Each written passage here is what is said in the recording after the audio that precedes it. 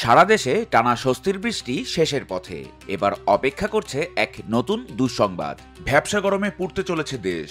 রাজধানী ঢাকা সহ সারা দেশের মানুষ আবারও মুখোমুখি হতে চলেছে ভ্যাপসা গরমের দাবদাহে। আবহাওয়া অফিসের পূর্বাভাস বলছে কমতে চলেছে বৃষ্টির প্রবণতা আর বাড়বে অস্বস্তিকর গরম। শুক্রবার সন্ধ্যায় আবহাওয়াবিদ শাহিনুল ইসলাম জানিয়েছেন, শনিবার থেকে সারা দেশে বৃষ্টি অনেকটাই কমবে। বিশেষ করে ঢাকা ও উপকূলীয় অঞ্চলে বৃষ্টির সম্ভাবনা অনেকটাই কম। ফলে এই সময়ে সৃষ্ট ভ্যাপসা গরম জনজীবনে অস্বস্তি বাড়াবে। আবহাওয়া অফিস বলছে, রংপুর, ময়মনসিংহ ও সিলেট বিভাগে কিছুটা বৃষ্টির সম্ভাবনা থাকলেও বাকি বিভাগগুলোতে বৃষ্টিপাতের সম্ভাবনা একেবারেই কম। 12 আগস্টের আগে ভারী বৃষ্টির কোনো সম্ভাবনা নেই বললেই চলে। ততদিন পর্যন্ত ভ্যাপসা গরম অব্যাহত থাকবে বলে জানিয়েছে আবহাওয়া অফিস।